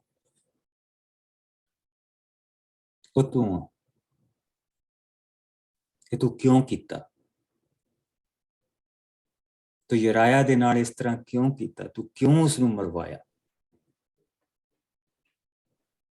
ਸੋ ਤੇਰੇ ਤੇ ਕਤਲ ਦਾ ਜੁਰਮ, ਤੇਰੇ ਉੱਤੇ ਪਰਾਈ ਚੀਜ਼ ਦੀ ਹਿਰਸ ਰੱਖਣ ਦਾ ਜੁਰਮ, ਤੇਰੇ ਤੇ ਝੂਠ ਬੋਲਣ ਦਾ ਜੁਰਮ। ਤੂੰ 10 ਦੇ 10 ਜਿਹੜੇ ਪ੍ਰਭੂ ਨੇ 10 ਦੇ 10 ਜਿਹਦੇ ਮੂਹਰੇ ਜਾ ਕੇ ਤੂੰ ਝੁਕਦਾ, ਉਹ ਨਿਯਮ ਤੂੰ ਸਾਰੇ ਦੇ ਸਾਰੇ ਤੋੜੇ। ਤਾਂ ਫਿਰ ਉੱਥੇ ਅਸੀਂ ਜ਼ਬੂਰ 51 ਦੇਖਿਆ ਸੀ, ਤਾਂ ਉਸਨੇ ਪ੍ਰਭੂ ਦੇ ਅੱਗੇ ਮਾਫੀ ਮੰਗੀ ਸੀ ਕਿ ਪ੍ਰਭੂ ਮੈਨੂੰ ਤੂੰ ਮਾਫ ਕਰ, ਤੂੰ ਹੀ ਮਾਫ ਕਰ ਸਕਦਾ, ਮੈਨੂੰ ਜੁੱਫੇ ਨਾਲ ਧੋ, ਤਾਂ ਫਿਰ ਮੈਂ ਸ਼ੁੱਧ ਹੋ ਜਾਵਾਂਗਾ, ਆਪਣੀ ਪਵਿੱਤਰ ਆਤਮਾ ਮੇਰੇ ਤੋਂ ਨਾ ਲੈ। ਉਸਨੇ ਆਪਣੇ ਵਿਅਕਤੀ ਤਪ ਦੇ ਲਈ ਪ੍ਰਭੂ ਦੇ ਅੱਗੇ ਦੁਆ ਕੀਤੀ ਸੀ, ਆਪਣੇ ਮਨ ਦੇ ਲਈ, ਆਪਣੇ ਤਨ ਦੇ ਲਈ, ਆਪਣੀ ਆਤਮਾ ਦੇ ਲਈ, ਔਰ ਪ੍ਰਭੂ ਨੇ ਉਸ ਦੇ ਉੱਤੇ ਰਹਿਮ ਕੀਤੀ। ਉਸਨੇ ਕਿਹਾ ਠੀਕ, ਜਿਹੜੀ ਮੌਤ ਦੀ ਸਜ਼ਾ ਤੂੰ ਆਪਣੇ ਆਪ ਨੂੰ ਦਿੱਤੀ ਆ, ਉਹ ਤੈਨੂੰ ਨਹੀਂ ਮਿਲੇਗੀ, ਪਰ ਹੁਣ ਤਲਵਾਰ ਤੇਰੇ ਘਰ ਤੋਂ ਕਦੀ ਨਹੀਂ ਜਾਏਗੀ। ਸੋ ਇਹ ਅਸੀਂ ਤਲਵਾਰ ਦੇਖਦੇ ਪਏ, ਲੇਕਿਨ ਜਿਸਲੇ ਦਾਊਦ ਨੇ ਉਹ ਚੀਜ਼ਾਂ ਸਵੀਕਾਰ ਕਰਨੀਆਂ ਸ਼ੁਰੂ ਕਰ ਲਈਆਂ ਤੇ ਪ੍ਰਭੂ ਨੇ ਉਸਨੂੰ ਇੱਕ ਬਰਕਤ ਦਿਖਾਈ ਹੈ। ਸੋ ਇਸ ਜ਼ਬੂਰ ਦੇ ਵਿੱਚ ਜਿਸਲੇ ਅਸੀਂ ਇਹ ਦੇਖਦੇ ਹਾਂ, ਉਸਨੇ ਮੂਰਖ ਦੇ ਬਾਰੇ ਦੱਸਿਆ ਕਿ ਉਸਨੂੰ ਕਿਸੇ ਚੀਜ਼ ਦਾ ਡਰ ਨਹੀਂ, ਕਿਸ ਕੋਈ ਬੁੱਧੀ ਤੋਂ ਕੰਮ ਨਹੀਂ ਲੈ ਰਿਹਾ, ਸਭ ਦੇ ਸਭ ਆਪਣੇ ਆਪਣੇ ਰਸਤਿਆਂ ਤੇ। ਤਾਂ ਅਸੀਂ ਫਿਰ ਪ੍ਰਭੂ ਦੇ ਵਚਨ ਦੇ ਵਿੱਚ ਦੇਖਦੇ ਹਾਂ ਕਿ ਪ੍ਰਭੂ ਨੇ ਉਸ ਨੂੰ ਇੱਕ ਵਿਜ਼ਨ ਦਿਖਾਇਆ, ਔਰ ਇਹ ਹਿੱਸੇ ਅਸੀਂ ਕਈ ਵਾਰ ਛੱਡ ਜਾਂਦੇ ਹਾਂ, ਲੇਕਿਨ ਇਹ ਬਹੁਤ ਹੀ ਜ਼ਰੂਰੀ ਹੈ। ਸੋ ਇਸ ਵੇਲੇ ਪ੍ਰਭੂ ਨੇ ਉਸ ਨੂੰ ਵਿਜ਼ਨ ਦਿਖਾਇਆ, ਔਰ ਉਹ ਕਾਹਦੇ ਵਿੱਚ, ਕਿਹੜੀ ਆਇਤ ਦੇ ਉੱਤੇ ਆਉਂਦਾ? 7ਵੀਂ ਆਇਤ ਇਸ ਜ਼ਬੂਰ ਦੀ, ਜਿਹੜੀ ਆਖਰੀ ਆਇਤ ਹੈ। ਪ੍ਰਭੂ ਇਹ ਦਿਖਾ ਰਿਹਾ, ਕਹਿੰਦਾ ਹਾਂ, ਇਜ਼ਰਾਈਲ ਦੇ ਲਈ ਸਿਯੋਨ ਦੇ ਵਿੱਚੋਂ ਛੁਟਕਾਰਾ ਦੇਣ ਵਾਲਾ ਆਵੇਗਾ। ਪ੍ਰਭੂ ਆਪਣੇ ਲੋਕਾਂ ਦੀ ਦਾਸਤਾਂ ਨੂੰ ਖਤਮ ਕਰੇਗਾ, ਤਦ ਯਾਕੂਬ ਆਨੰਦਿਤ ਹੋਵੇਗਾ ਅਤੇ ਇਜ਼ਰਾਈਲ ਖੁਸ਼ੀ ਮਨਾਵੇਗਾ। ਪ੍ਰਭੂ ਯਿਸੂ ਮਸੀਹ ਦੀ ਇੱਥੇ ਗੱਲ ਹੋ ਰਹੀ, ਪ੍ਰਭੂ ਯਿਸੂ ਮਸੀਹ ਦੀ ਗੱਲ ਹੋ ਰਹੀ,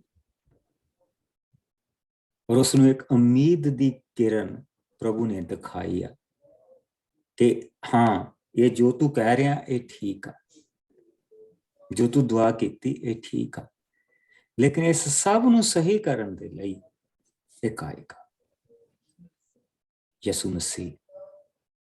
ਔਰ ਮਸੀਹ ਦੇ ਆਉਣ ਤੋਂ 993 ਸਾਲ ਪਹਿਲਾਂ ਇਹ ਜ਼ਬੂਰ, ਜਿਹੜਾ ਇਹ ਭਜਨ ਲਿਖਿਆ ਗਿਆ,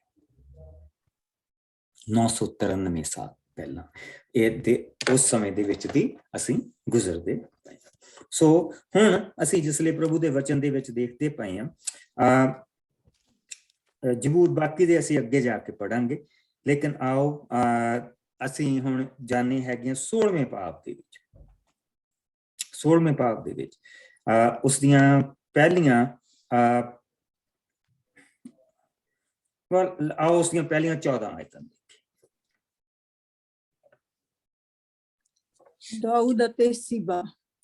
ਜਦੋਂ ਦਾਊਦ ਕੁਝ ਦੂਰ ਪਹਾੜ ਦੀ ਚੋਟੀ ਉੱਤੇ ਚਲਾ ਗਿਆ ਤਾਂ ਉਸਨੇ ਕੁਝ ਦੂਰੀ ਉੱਤੇ ਮਫੀਬੋਸ਼ਤ ਦੇ ਨੌਕਰ ਸੀਬਾ ਨੂੰ ਆਪਣੇ ਵੱਲ ਆਉਂਦੇ ਦੇਖਿਆ। ਸੀਬਾ ਦੇ ਨਾਲ ਕੁਝ ਗਧੇ ਵੀ ਸਨ, ਜਿਨ੍ਹਾਂ ਉੱਤੋਂ 200 ਰੋਟੀਆਂ, 100 ਗੁੱਛਾ ਅੰਗੂਰਾਂ ਦਾ, 100 ਗੁੱਛੇ ਹੋਰ ਤਾਜ਼ੇ ਫਲਾਂ ਦੇ ਤੇ ਇੱਕ ਮੱਛਕ ਦਾਖਸਾਰ ਵੀ ਲੱਦੀ ਹੋਈ ਸੀ। ਦਾਊਦ ਨੇ ਸੀਬਾ ਤੋਂ ਪੁੱਛਿਆ, ਤੂੰ ਇਸ ਸਮਾਨ ਦੇ ਨਾਲ ਕਿੱਥੇ ਜਾ ਰਿਹਾ ਹੈ? ਸੀਬਾ ਨੇ ਉੱਤਰ ਦਿੱਤਾ, ਇਹ ਗਧੇ ਰਾਜਾ ਦੇ ਟੱਬਰ ਦੇ ਲੋਕਾਂ ਦੀ ਸਵਾਰੀ ਲਈ ਹਨ ਅਤੇ ਇਹ ਫਲ ਇਹਨਾਂ ਸਭ ਆਦਮੀਆਂ ਲਈ ਹਨ, ਅਤੇ ਇਹ ਦਾਖਸਾਰ ਜਦੋਂ ਇਹ ਥੱਕ ਜਾਣ ਤਾਂ ਇਹਨਾਂ ਦੇ ਪੀਣ ਲਈ ਹੈ। ਫਿਰ ਦਾਊਦ ਰਾਜਾ ਨੇ ਉਸ ਤੋਂ ਪੁੱਛਿਆ, ਸਾਊਲ ਦਾ ਪੋਤਾ ਮਫੀਬੋਸ਼ਤ ਕਿੱਥੇ ਹੈ? ਸੀਬਾ ਨੇ ਉੱਤਰ ਦਿੱਤਾ, ਉਹ ਯਰੂਸ਼ਲਮ ਵਿੱਚ ਹੀ ਰਹਿ ਰਿਹਾ ਹੈ। ਉਹ ਸੋਚ ਰਿਹਾ ਹੈ ਕਿ ਹੁਣ ਇਜ਼ਰਾਈਲੀ ਉਸਦੇ ਦਾਦੇ ਦਾ ਰਾਜ ਉਸਨੂੰ ਮੋੜ ਦੇਣਗੇ। ਦਾਊਦ ਨੇ ਸੀਬਾ ਨੂੰ ਕਿਹਾ, ਜੋ ਮਫੀਬੋਸ਼ਤ ਦਾ ਹੈ ਸਭ ਕੁਝ ਅੱਜ ਤੋਂ ਤੇਰਾ ਹੋਇਆ। ਸੀਬਾ ਨੇ ਉੱਤਰ ਦਿੱਤਾ, ਮੈਂ ਤਾਂ ਮਹਾਰਾਜ ਤੁਹਾਡਾ ਗੁਲਾਮ ਹਾਂ। ਦਾਊਦ ਅਤੇ ਸ਼ਮਈ। ਫਿਰ ਜਦੋਂ ਦਾਊਦ ਬਹਰੀਮ ਵਿੱਚ ਪਹੁੰਚਿਆ ਤਾਂ ਉੱਥੇ ਉਸਨੂੰ ਸਾਊਲ ਦਾ ਇੱਕ ਸੰਬੰਧੀ ਗੇਰਾ ਦਾ ਪੁੱਤਰ ਸ਼ਮਈ ਮਿਲਿਆ, ਜੋ ਉਸਨੂੰ ਸ਼ਰਾਪ ਦੇ ਰਿਹਾ ਸੀ। ਸ਼ਮਈ ਦਾਊਦ ਅਤੇ ਉਸਦੇ ਨਾਲ ਦੇ ਲੋਕਾਂ ਉੱਤੇ ਪੱਥਰ ਸੁੱਟਣ ਲੱਗਾ, ਪਰ ਰਾਜਾ ਦੇ ਚਾਰੇ ਪਾਸੋਂ ਉਸਦੇ ਸੁਰੱਖਿਆ ਦਲ ਦੇ ਲੋਕ ਸਨ। ਸ਼ਮਈ ਦਾਊਦ ਨੂੰ ਇਹ ਕਹਿ ਕੇ ਸ਼ਰਾਪ ਦੇ ਰਿਹਾ ਸੀ, ਤੂੰ ਬਾਹਰ ਨਿਕਲ, ਤੂੰ ਕਾਤਲ ਹੈ, ਤੂੰ ਘਿਨਾਉਣਾ ਹੈ। ਤੂੰ ਸਾਊਲ ਦੇ ਟੱਬਰ ਦੇ ਬਹੁਤ ਸਾਰੇ ਲੋਕਾਂ ਦਾ ਕਤਲ ਕਰਕੇ ਉਸਦਾ ਰਾਜ ਲੈ ਲਿਆ ਸੀ। ਇਸ ਦੇ ਬਦਲੇ ਵਿੱਚ ਹੁਣ ਪ੍ਰਭੂ ਤੈਨੂੰ ਸਜ਼ਾ ਦੇ ਰਿਹਾ ਹੈ। ਪ੍ਰਭੂ ਨੇ ਤੇਰਾ ਰਾਜ ਤੇਰੇ ਹੀ ਪੁੱਤਰ ਅਬਸ਼ਲੋਮ ਨੂੰ ਦੇ ਦਿੱਤਾ ਹੈ ਅਤੇ ਤੂੰ ਇੱਕ ਕਾਤਲ ਦੀ ਤਰ੍ਹਾਂ ਨਾਸ਼ ਹੋ ਰਿਹਾ ਹੈ। ਇਸ ਤੇ ਸਰੂਆ ਦੇ ਪੁੱਤਰ ਅਬਸ਼ਈ ਨੇ ਰਾਜਾ ਨੂੰ ਕਿਹਾ, ਇਹ ਆਦਮੀ ਜੋ ਮਰੇ ਕੁੱਤੇ ਦੇ ਬਰਾਬਰ ਹੈ, ਮਹਾਰਾਜ ਨੂੰ ਕਿਉਂ ਸ਼ਰਾਪ ਦੇ ਰਿਹਾ ਹੈ? ਜੇਕਰ ਆਗਿਆ ਦੇਵੋ ਤਾਂ ਮੈਂ ਜਾ ਕੇ ਇਸ ਦਾ ਸਿਰ ਇਸ ਦੇ ਧੜ ਤੋਂ ਵੱਖ ਕਰਾਂ। ਪਰ ਦਾਊਦ ਨੇ ਸਰੂਆ ਦੇ ਦੋਹਾਂ ਪੁੱਤਰਾਂ ਅਬੀਸ਼ਈ ਅਤੇ ਜੋਆਬ ਨੂੰ ਕਿਹਾ, ਨਹੀਂ, ਇਸ ਵਿੱਚ ਤੁਸੀਂ ਦਖਲ ਨਹੀਂ ਦੇ ਸਕਦੇ ਹੋ। ਜੇਕਰ ਸੱਚਮੁੱਚ ਪ੍ਰਭੂ ਤੋਂ ਮਿਲੀ ਪ੍ਰੇਰਨਾ ਨਾਲ ਇਹ ਮੈਨੂੰ ਸ਼ਰਾਪ ਦੇ ਰਿਹਾ ਹੈ ਤਾਂ ਉਸ ਨੂੰ ਕੋਈ ਵੀ ਕੁਝ ਨਹੀਂ ਕਹਿ ਸਕਦਾ ਹੈ। ਦਾਊਦ ਨੇ ਅੱਗੇ ਅਬੀਸ਼ਈ ਅਤੇ ਆਪਣੇ ਬਾਕੀ ਦੇ ਅਧਿਕਾਰੀਆਂ ਨੂੰ ਕਿਹਾ, ਫਿਰ ਮੇਰਾ ਤਾਂ ਆਪਣਾ ਪੁੱਤਰ ਮੇਰੀ ਜਾਨ ਦਾ ਗਾਹਕ ਬਣਿਆ ਬੈਠਾ ਹੈ, ਤਾਂ ਫਿਰ ਤੁਸੀਂ ਇਸ ਬਿਨਯਾਮੀਨੀ ਨੂੰ ਕੀ ਕਹਿ ਸਕਦੇ ਹੋ? ਜੇਕਰ ਪ੍ਰਭੂ ਨੇ ਹੀ ਇਸ ਨੂੰ ਇਹ ਸ਼ਰਾਪ ਦੇਣ ਲਈ ਕਿਹਾ ਤਾਂ ਉਸ ਨੂੰ ਦੇਣ ਦਿਓ ਤੇ ਉਸ ਨੂੰ ਇਕੱਲਿਆਂ ਛੱਡ ਦੇਵੋ। ਹੋ ਸਕਦਾ ਹੈ ਪ੍ਰਭੂ ਮੇਰੇ ਦੁੱਖਾਂ ਨੂੰ ਦੇਖ ਕੇ ਮੇਰੀ ਸੁੱਧ ਲਵੇ ਅਤੇ ਇਸ ਸ਼ਰਾਪ ਨੂੰ ਮੇਰੇ ਲਈ ਸੀਸ ਵਿੱਚ ਬਦਲ ਦੇਵੇ। ਸੋ ਦਾਊਦ ਅਤੇ ਉਸਦੇ ਲੋਕ ਆਪਣੇ ਰਾਹੇ ਤੁਰੇ ਗਏ ਤੇ ਸ਼ਮਈ ਵੀ ਉਹਨਾਂ ਦੇ ਨਾਲ ਪਹਾੜੀ ਦੇ ਕੰਢੇ ਉੱਤੇ ਚੱਲਦਾ ਗਿਆ। ਉਹ ਉਹਨਾਂ ਨੂੰ ਸ਼ਰਾਪ ਦਿੰਦਾ ਹੋਇਆ ਉਹਨਾਂ ਉੱਤੇ ਪੱਥਰ ਅਤੇ ਘੱਟਾ ਸੁੱਟਦਾ ਜਾਂਦਾ ਸੀ। ਰਾਜਾ ਅਤੇ ਉਸਦੇ ਨਾਲ ਦੇ ਲੋਕ ਜਰਦਨ ਦਰਿਆ ਤੱਕ ਜਾਂਦੇ ਹੋਏ ਥੱਕ ਗਏ ਸਨ, ਇਸ ਲਈ ਉਹਨਾਂ ਨੇ ਉੱਥੇ ਪਹੁੰਚ ਕੇ ਆਰਾਮ ਕੀਤਾ। ਆਮੀਨ।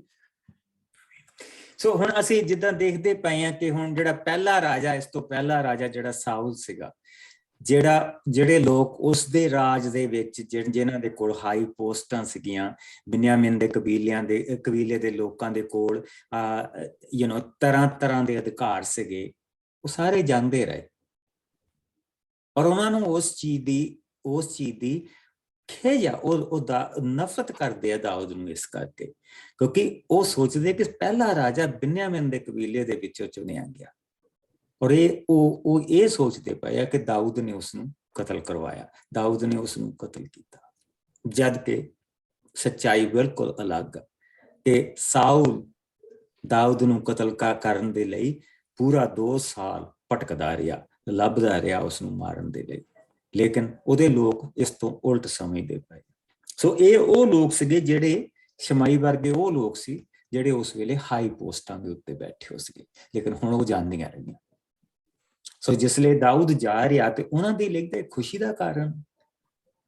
ਸੋ ਦਾਊਦ ਨੂੰ ਉਹ ਕਹਿ ਰਿਹਾ ਕਿ ਤੂੰ ਆਪਣੇ ਆਪ ਨੂੰ ਸਮਝਦਾ ਕਿ ਤੈਨੂੰ ਪਰਮੇਸ਼ਵਰ ਨੇ ਚੁਣਿਆ, ਤੈਨੂੰ ਪਰਮੇਸ਼ਵਰ ਨੇ ਰਾਜਾ ਬਣਾਇਆ, ਤੈਨੂੰ ਪਰਮੇਸ਼ਵਰ ਨੇ ਸਾਡੇ ਬਿਨਯਾਮੀਨੀ ਕਬੀਲੇ ਸਾਊਲ ਦੀ ਰਾਜ ਗੱਦੀ ਦਿੱਤੀ ਹੈ, ਨਹੀਂ ਦਿੱਤੀ। ਦੇਖ ਤੂੰ ਕਿੱਦਾਂ ਫਿਰਦਾ ਪਿਆ, ਦੇਖ ਤੂੰ ਕਿੱਦਾਂ ਧੱਕੇ ਖਾਨਾ ਪਿਆ। ਅੱਜ ਤੇਰੇ ਪੁੱਤਰ ਨੇ ਹੀ ਤੈਨੂੰ ਦੌੜਨ ਦੇ ਲਈ ਮਜਬੂਰ ਕਰ ਦਿੱਤਾ। ਦੇਖੋ ਦਾਊਦ ਨੂੰ ਕਿੱਦਾਂ ਦੀਆਂ ਗੱਲਾਂ ਸੁਣਨੀਆਂ ਪੈ ਰਹੀਆਂ ਕਿ ਇੱਕ ਪਾਪ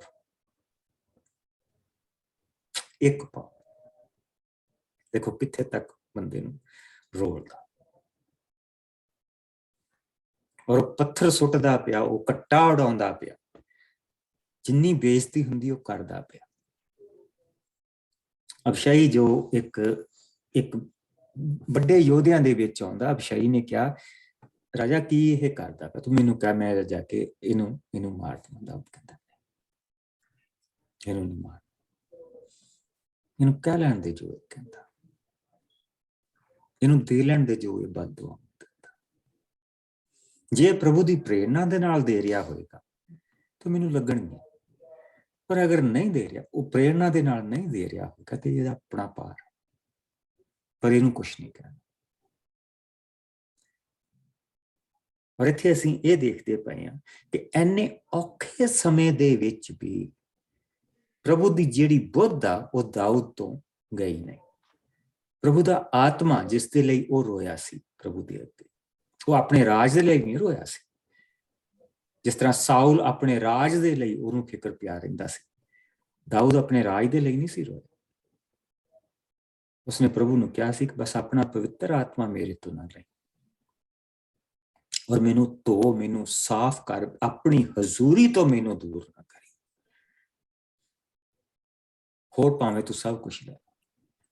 ਸੋ ਉਸਨੂੰ ਇਸ ਚੀਜ਼ ਦਾ ਫਿਕਰ ਨਹੀਂ। ਦਾਊਦ ਜਿਹੜਾ ਜਰੂਸਲਮ ਤੋਂ ਜਿਹੜਾ ਤੁਰਿਆ ਵੀ ਉਹ ਵੀ ਇਸ ਕਰਕੇ ਤੁਰਿਆ ਕਿ ਜਰੂਸਲਮ ਦੇ ਵਿੱਚ ਖੂਨ ਖਰਾਬਾ ਨਾ ਹੋਵੇ, ਜਰੂਸਲਮ ਦੇ ਵਿੱਚ ਆਮ ਲੋਕ ਨਾ ਮਾਰੇ ਜਾਣ। ਫੌਜਾਂ ਨੇ ਤਾਂ ਲੜਨਾ, ਉਹਦੀ ਫੌਜ ਨੇ ਵੀ ਲੜਨਾ, ਇਹਨਾਂ ਦੀ ਫੌਜ ਨੇ ਵੀ ਲੜਨਾ, ਫੌਜਾਂ ਨੇ ਤਾਂ ਲੜਨਾ, ਉਹ ਤਾਂ ਫੌਜੀ ਆ, ਉਹਨਾਂ ਨੇ ਤਾਂ ਆਪਣੇ ਆਪ ਨੂੰ ਭਰਤੀ ਇਸ ਕੰਮ ਦੇ ਲਈ ਕਰਾਇਆ ਹੈ। ਲੇਕਿਨ ਦਾਊਦ ਆਮ ਲੋਕਾਂ ਦਾ ਖੂਨ ਖਰਾਬਾ ਨਹੀਂ ਚਾਹੁੰਦਾ, ਇਸ ਕਰਕੇ ਉਹ ਆਪਣੇ ਲੋਕਾਂ ਨੂੰ ਲੈ ਕੇ ਉੱਥੋਂ ਨਿਕਲ ਗਿਆ। ਦੁੱਖ ਵਿੱਚ ਆ, ਯੈਸ, ਬਹੁਤ ਦੁੱਖ ਦੇ ਵਿੱਚ। ਉਸਨੂੰ ਪਤਾ ਹੈ ਕਿਉਂ ਹੋ ਰਿਹਾ, ਯੈਸ, ਉਸਨੂੰ ਪਤਾ ਹੈ ਕਿਉਂ ਹੋ ਰਿਹਾ, ਲੇਕਿਨ ਦੁਆ ਦੇ ਰਾਹੀਂ ਉਹ ਪ੍ਰਭੂ ਦੀ ਹਜ਼ੂਰੀ ਦੇ ਵਿੱਚ ਬਾਰ-ਬਾਰ ਜਾ ਰਿਹਾ ਕਿ ਪ੍ਰਭੂ ਜੇ ਕੋਈ ਇਸ ਵੇਲੇ ਇਸ ਭਾਰੇ ਸਮੇਂ ਦੇ ਵਿੱਚੋਂ ਦੀ ਮੈਨੂੰ ਕੱਢ ਸਕਦਾ ਤੇ ਤੂੰ ਕੱਢ ਸਕਦਾ। ਸੋ ਉਸਨੇ ਇਸ ਬੰਦੇ ਨੂੰ ਉਹ ਮਾਰ ਸਕਦਾ, ਉਸਨੇ ਕਿਹਾ ਨਹੀਂ, ਇਸਨੂੰ ਕੁਛ ਨਹੀਂ ਕਹਿਣਾ, ਇਸਨੂੰ ਕਰ ਲੈਣ ਦਿਓ ਜੋ ਇਹ ਕਰਦਾ। ਠੀਕ। ਸੋ ਆਓ ਹੁਣ ਅਸੀਂ 15 ਤੋਂ ਲੈ ਕੇ 23 ਆਇਤ ਤੱਕ ਦੇਖਾਂਗੇ। ਅਬਸ਼ਲੋਮ ਯਰੂਸ਼ਲਮ ਵਿੱਚ। ਤਦ ਅਬਸ਼ਲੋਮ ਉਸ ਦੇ ਨਾਲ ਦੇ ਸਭ ਲੋਕ ਅਹੀਥੋਫਲ ਸਮੇਤ ਯਰੂਸ਼ਲਮ ਵਿੱਚ ਪਹੁੰਚ ਗਏ। ਉਸ ਸਮੇਂ ਹੋਸ਼ਈ ਦਾਊਦ ਦਾ ਜਿਗਰੀ ਮਿੱਤਰ ਅਬਸ਼ਲੋਮ ਨੂੰ ਮਿਲਿਆ ਅਤੇ ਬੋਲਿਆ, ਰਾਜਾ ਦੀ ਜੈ, ਰਾਜਾ ਜਿਉਂਦਾ ਰਹੇ। ਅਬਸ਼ਲੋਮ ਨੇ ਹੋਸ਼ਈ ਨੂੰ ਕਿਹਾ, ਤੇਰੇ ਜਿਗਰੀ ਮਿੱਤਰ ਦਾਊਦ ਦਾ ਕੀ ਹਾਲ ਹੈ, ਤੂੰ ਉਸ ਦੇ ਨਾਲ ਕਿਉਂ ਨਹੀਂ ਗਿਆ? ਹੋਸ਼ਈ ਨੇ ਉੱਤਰ ਦਿੱਤਾ, ਮੈਂ ਉਸ ਦੇ ਨਾਲ ਨਹੀਂ ਜਾ ਸਕਦਾ, ਮੇਰੇ ਲਈ ਤਾਂ ਤੁਸੀਂ ਹੀ ਰਾਜਾ ਹੋ ਜਿਸ ਨੂੰ ਪ੍ਰਭੂ ਨੇ ਚੁਣਿਆ ਹੈ ਅਤੇ ਇਹਨਾਂ ਲੋਕਾਂ ਨੇ ਸਵੀਕਾਰ ਕੀਤਾ ਹੈ। ਫਿਰ ਮੈਂ ਆਪਣੇ ਮਾਲਕ ਦੇ ਪੁੱਤਰ ਦੀ ਹੀ ਸੇਵਾ ਕਰਾਂਗਾ। ਮੈਂ ਠੀਕ ਜਿਸ ਤਰ੍ਹਾਂ ਤੁਹਾਡੇ ਪਿਤਾ ਦੀ ਸੇਵਾ ਕੀਤੀ ਹੈ ਤੁਹਾਡੀ ਵੀ ਕਰਾਂਗਾ। ਅਬਸ਼ਲੋਮ ਨੇ ਅਹੀਥੋਫਲ ਨੂੰ ਕਿਹਾ, ਤੇਰੀ ਕੀ ਸਲਾਹ ਹੈ ਕਿ ਅਸੀਂ ਹੁਣ ਕੀ ਕਰੀਏ?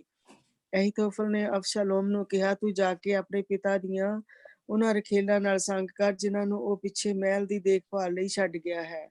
ਇਸ ਤੋਂ ਸਭ ਲੋਕ ਜਾਣਨਗੇ ਕਿ ਤੇਰਾ ਪਿਤਾ ਸੱਚਮੁੱਚ ਤੇਰੇ ਨਾਲ ਘਿਰਣਾ ਕਰਦਾ ਸੀ ਅਤੇ ਤੇਰੇ ਪਿੱਛੇ ਚੱਲਣ ਵਾਲਿਆਂ ਨੂੰ ਉਤਸ਼ਾਹ ਵੀ ਮਿਲੇਗਾ। ਸੋ ਉਹਨਾਂ ਨੇ ਮਹਿਲ ਦੀ ਛੱਤ ਉੱਤੇ ਅਬਸ਼ਲੋਮ ਲਈ ਤੰਬੂ ਲਾ ਦਿੱਤਾ ਤੇ ਉਸਨੇ ਸਭ ਇਜ਼ਰਾਈਲੀਆਂ ਦੇ ਦੇਖਦਿਆਂ ਹੋਏ ਆਪਣੇ ਪਿਤਾ ਦੀਆਂ ਰਖੇਲਾਂ ਨਾਲ ਸੰਗ ਕੀਤਾ। ਅਹੀਥੋਫਲ ਦੀ ਸਲਾਹ ਨੂੰ ਉਸ ਸਮੇਂ ਪਰਮੇਸ਼ਰ ਦਾ ਵਚਨ ਮੰਨਿਆ ਜਾਂਦਾ ਸੀ, ਇਸ ਲਈ ਉਸ ਦੀ ਦਾਊਦ ਅਤੇ ਅਬਸ਼ਲੋਮ ਦੋਵੇਂ ਮੰਨਦੇ ਸਨ। ਆਮੀਨ। ਮੰਨਦੇ ਸੀ। ਸੋ ਹੁਣ ਅਸੀਂ ਕੀ ਇੱਥੇ ਦੇਖਦੇ ਹਾਂ ਕਿ ਉਸਨੇ ਉਹ ਸਲਾਹ ਦਿੱਤੀ ਆ ਜੋ ਪ੍ਰਭੂ ਦੀ ਐਕਚੁਅਲੀ ਸਜ਼ਾ ਹੈ ਦਾਊਦ। ਤਾਂ ਉਸਨੇ ਕਿਹਾ ਕਿ ਤੂੰ ਉਸ ਦੀਆਂ ਰਖੇਲਾਂ ਦੇ ਨਾਲ ਮਹਿਲ ਦੇ ਉੱਤੇ ਤੰਬੂ ਲਾ ਕੇ ਉੱਥੇ ਉਹਨਾਂ ਦੇ ਨਾਲ ਸੰਗ ਕਰ। ਜਿਸ ਵੇਲੇ ਲੋਕ ਦੇਖਣਗੇ ਤਾਂ ਲੋਕ ਜਾਣਗੇ, ਕਿਉਂਕਿ ਤੇਰੇ ਬਾਪ ਨੇ ਤੈਨੂੰ ਨਿਆਂ ਨਹੀਂ ਦਿੱਤਾ, ਇਸ ਕਰਕੇ ਤੂੰ ਘਿਰਣਾ ਕੀਤੀ। ਔਰ ਜਿਹੜੇ ਲੋਕ ਇਹ ਦੇਖਣਗੇ ਕਿ ਸਾਨੂੰ ਦਾਊਦ ਤੋਂ ਨਿਆਂ ਨਹੀਂ ਮਿਲਿਆ, ਉਹ ਤੇਰੇ ਤੋਂ ਪ੍ਰਭਾਵਿਤ ਹੋਣਗੇ, ਉਹਨਾਂ ਨੂੰ ਉਤਸ਼ਾਹ ਮਿਲੇਗਾ, ਉਹ ਤੇਰੇ ਵੱਲ ਨੂੰ ਅੱਗੇ ਵਧਣਗੇ।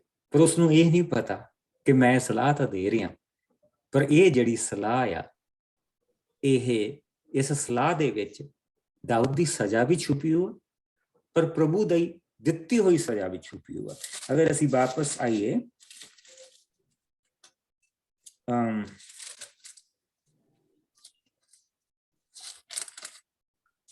11ਵੇਂ ਭਾਵ ਦੇ ਵਿੱਚ, 12ਵੇਂ ਭਾਵ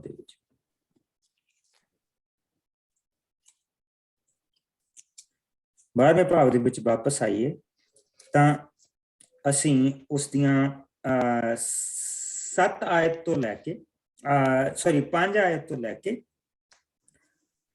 ਉਸ ਦੀ 12 ਆਇਤ ਤੱਕ ਦੇਖਾਂਗੇ ਦੁਬਾਰਾ। ਦਾਊਦ ਨੂੰ ਇਸ ਘਟਨਾ ਬਾਰੇ ਸੁਣ ਕੇ ਬਹੁਤ ਗੁੱਸਾ ਆਇਆ ਤੇ ਉਸਨੇ ਕਿਹਾ, ਜਿਉਂਦੇ ਪ੍ਰਭੂ ਦੀ ਸਹੁੰ, ਜਿਸ ਆਦਮੀ ਨੇ ਵੀ ਇਹ ਅਪਰਾਧ ਕੀਤਾ ਹੈ ਉਸਨੂੰ ਮੌਤ ਦੀ ਸਜ਼ਾ ਦਿੱਤੀ ਜਾਵੇਗੀ। ਇਸ ਅਪਰਾਧ ਦੇ ਬਦਲੇ ਉਸਨੂੰ ਜਿੰਨਾ ਉਸਨੇ ਲਿਆ ਉਸਦਾ 4 ਗੁਣਾ ਦੇਣਾ ਪਵੇਗਾ। ਨਾਥਾਨ ਨਬੀ ਨੇ ਦਾਊਦ ਨੂੰ ਉੱਤਰ ਦਿੱਤਾ, ਇਹ ਆਦਮੀ ਦੂਜਾ ਕੋਈ ਨਹੀਂ ਹੈ, ਸਗੋਂ ਤੂੰ ਆਪ ਹੈ। ਹੁਣ ਇਜ਼ਰਾਈਲ ਦਾ ਪ੍ਰਭੂ ਨੇ ਤੇਰੇ ਬਾਰੇ ਕਿਹਾ ਹੈ, ਮੈਂ ਤੈਨੂੰ ਇਜ਼ਰਾਈਲ ਦਾ ਰਾਜਾ ਬਣਾਇਆ ਤੇ ਤੇਰਾ ਬਚਾਅ ਸਾਊਲ ਤੋਂ ਕੀਤਾ। ਮੈਂ ਤੈਨੂੰ ਉਸਦਾ ਰਾਜ ਅਤੇ ਪਤਨੀਆਂ ਦਿੱਤੀਆਂ। ਮੈਂ ਤੈਨੂੰ ਇਜ਼ਰਾਈਲ ਅਤੇ ਯਹੂਦਾ ਦਾ ਰਾਜਾ ਬਣਾਇਆ। ਜੇਕਰ ਤੇਰੇ ਲਈ ਇਹ ਸਭ ਕੁਝ ਬਹੁਤ ਨਹੀਂ ਸੀ ਤਾਂ ਮੈਂ ਤੈਨੂੰ ਹੋਰ ਦੇ ਸਕਦਾ ਸੀ। ਫਿਰ ਤੂੰ ਮੇਰੇ ਬਚਨ ਨੂੰ ਕਿਉਂ ਨਾ ਮੰਨਿਆ? ਤੂੰ ਕਿਉਂ ਮੇਰੇ ਸਾਹਮਣੇ ਇਹ ਅਪਰਾਧ ਕੀਤਾ? ਤੂੰ ਹਿੱਤੀ ਉਰੀਆ ਨੂੰ ਆਪ ਅਮੋਨੀਆ ਕੋਲੋਂ ਮਰਵਾਇਆ ਤੇ ਉਸਦੀ ਪਤਨੀ ਨੂੰ ਆਪਣੇ ਕੋਲ ਰੱਖਿਆ ਹੈ। ਸੋ ਹੁਣ ਤੇਰੇ ਟੱਬਰ ਵੱਲੋਂ ਤਲਵਾਰ ਕਦੀ ਮੂੰਹ ਨਹੀਂ ਮੋੜੇਗੀ, ਕਿਉਂਕਿ ਤੂੰ ਮੇਰੀ ਆਗਿਆ ਤੋੜ ਕੇ ਉਰੀਆ ਦੀ ਪਤਨੀ ਨਾਲ ਵਿਆਹ ਕੀਤਾ ਹੈ। ਤੇਰੇ ਇਸੇ ਅਪਰਾਧ ਦੇ ਕਾਰਨ ਹੁਣ ਮੈਂ ਤੇਰੀ ਆਪਣੀ ਸੰਤਾਨ ਵਿੱਚੋਂ ਇੱਕ ਨੂੰ ਤੇਰੇ ਵਿਰੁੱਧ ਖੜਾ ਕਰਾਂਗਾ। ਮੈਂ ਤੇਰੀਆਂ ਪਤਨੀਆਂ ਖੋਹ ਕੇ ਦੂਜਿਆਂ ਨੂੰ ਦੇ ਦੇਵਾਂਗਾ ਅਤੇ ਉਹ ਖੁੱਲ੍ਹੇਆਮ ਉਹਨਾਂ ਨਾਲ ਸੰਗ ਕਰਨਗੇ। ਤੂੰ ਤਾਂ ਇਹ ਅਪਰਾਧ ਗੁਪਤ ਰੂਪ ਵਿੱਚ ਕੀਤਾ ਹੈ, ਪਰ ਮੈਂ ਇਹ ਸਭ ਕੁਝ ਖੁੱਲ੍ਹੇਆਮ ਸੂਰਜ ਚੜੇ ਸਭ ਦੇ ਸਾਹਮਣੇ ਤੇਰੇ ਨਾਲ ਹੋਣ ਦੇਵਾਂਗਾ। ਸੋ ਜਿਸ ਤਰ੍ਹਾਂ ਪ੍ਰਭੂ ਨੇ ਕਿਹਾ ਉਸੇ ਤਰ੍ਹਾਂ ਉਹਦਾ ਪੁੱਤਰ ਕਰਦਾ। ਜਿਸ ਲਈ ਉਸਨੇ ਕਿਹਾ ਕਿ ਤੇਰੇ ਪੁੱਤਰ ਨੂੰ ਮੈਂ ਤੇਰੇ ਖਿਲਾਫ ਠਾੜ ਕੇ ਖੜਾ ਕਰੂੰਗਾ। ਤਾਂ ਜਿਹੜਾ ਜਿਸ ਪੁੱਤਰ ਨੂੰ ਉਹ ਸਭ ਤੋਂ ਜ਼ਿਆਦਾ ਪਿਆਰ ਕਰਦਾ, ਅਬਸ਼ਲੋਮ, and he was a good man. ਉਸਨੂੰ ਉਹ ਇੱਕ ਐਸਾ ਰਾਜਕੁਮਾਰ ਸੀ ਜਿਸਨੂੰ ਸਾਰੇ ਪਿਆਰ ਕਰਦੇ ਸੀ, ਲੇਕਿਨ ਪ੍ਰਭੂ ਨੇ ਉਸ ਨੂੰ ਦਾਊਦ ਦੇ ਖਿਲਾਫ ਖੜਾ ਕੀਤਾ। ਔਰ ਜਿਸ ਤਰ੍ਹਾਂ ਪ੍ਰਭੂ ਨੇ ਕਿਹਾ ਉਸੇ ਤਰ੍ਹਾਂ, ਜਿਸ ਲਈ ਅਸੀਂ 16ਵੇਂ ਭਾਵ ਦੇ ਅੰਤ ਦੇ ਵਿੱਚ ਜਾਂਦੇ ਹਾਂ, ਅਬਸ਼ਲੋਮ ਬਿਲਕੁਲ ਉਸੇ ਤਰ੍ਹਾਂ ਹੀ ਕਰਦਾ।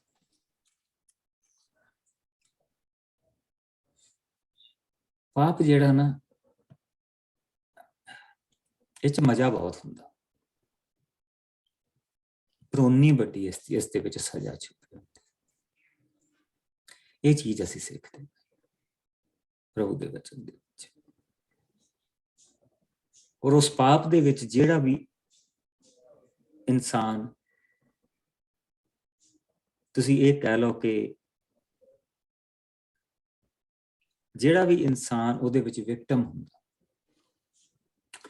ਪ੍ਰਭੂ ਉਹਨੂੰ ਬਰਕਤ ਦਿੰਦਾ। ਔਰ ਇਸ ਵੇਲੇ ਬਤਸ਼ੇਬਾ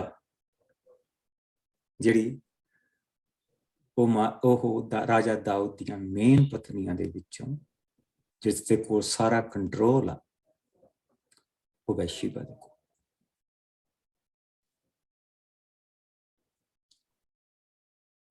ਔਰ ਜਿਹੜੇ ਪੁੱਤਰ ਰਾਜਾ ਦਾਊਦ ਦੇ ਹਬਰੌਨ ਦੇ ਵਿੱਚ ਪੈਦਾ ਹੋਏ ਸੀਗੇ, ਉਹ ਇੱਕ ਦੂਜੇ ਨੂੰ ਹੁਣ ਮਾਰਦੇ ਪਏ।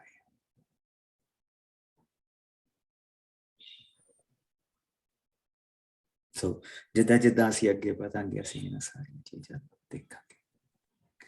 ਸਾਡਾ ਸਮਾਂ ਹੋ ਗਿਆ। ਆਓ। प्यारे प्रभु, मैं तेरा बहुत शुक्र करदा तेरे इस पवित्र वचन दियां सच्चाइयां दे लई, जिस नूं खुदावंद असीं हर दिन देख रहे हैं, तेरे वचन दे विच देख रहे हैं, तेरी किरपा दे विच देखते पए हैं, तेरी महानता दे विच ती देखते पए हैं। तेरा शुक्र करते हैं प्यारे प्रभु कि ये वचन कोई ऐसा नहीं जो एक दिन दे विच लिखिया गया, ये जबूर कोई ऐसे जबूर नहीं जो किसी एक ने बैठ के लिख दिते जां एक दिन दे विच लिख दिते। ये हालत ते हालात आ प्रभु जी, ये दुआवां ते शुक्रगुजारियां आ, ये जिंदगी दे नाल जुड़े हो। जिद्दां हर रोज दी प्रभु जी मुसीबतां दे लई असीं दुआ प्रभु तेरे अगे रखते हैं, इसी तरह ये जबूर प्रभु जी एक दुआवां आ, जिद्दां शुक्रगुजारियां तेरे मोरे रखते हैं। खुदावंद इसी तरह ये जिंदगी जिहड़ी असीं पढ़दे पए हैं प्रभु जी, सैमुअल दे विच असीं ये जिंदगी पढ़दे पए हैं, लेकिन उन्हां जबूरां दे विच दुआवां ते शुक्रगुजारियां छुपियां। प्यारे प्रभु, इसी तरह साडियां दुआवां भी जबूरां दी तरह तेरे घर दे विच लिखियां जा, यादां दीयां पुस्तकां दे विच लिखियां जा रहीआं। इस दे लई असीं तेरा शुक्र करदे, क्योंकि खुदावंद कोई भी शब्द साडा जो असीं तेरे अगे प्रभु जी पेश करदे हां, पवित्र आत्मा दी हजूरी दे विच उस जमीन ते नहीं डिगदा, बल्कि उस स्वर्ग दे विच लिखिया जांदा। प्यारे प्रभु, तेरी रहम, तेरी कुदरत, तेरी दया साडे सब दे नाल बनी रहे। बुरे और बुराई तो तू सानू बचा के रखी, अपनी नजदीकी विच बना के रखी, जब तक असीं दोबारा मिलीए खुदावंद, तेरी हजूरी और तेरी करीबी साडे सब दे नाल बनी रहे। मसीह यीशु दे मिठे और प्यारे नाम च मंगदे और सारे भैन भरा कहन आमीन। Bless you. अगले मंडे तो दोबारा मिलांगे अपनी बाइबल स्टडी दे लई। संडे नूं चर्च इकट्ठे होवांगे और प्रभु तुहानू सब नूं बरकत दे। संडे नूं चर्च जाओ, अपने पासवान दे लई बरकत दा कारण बनियो और बाकी दा समा खुदावंद दी हजूरी दे विच बिताओ। Bless you all. प्रभु तुहाडे सब नाल बनिया।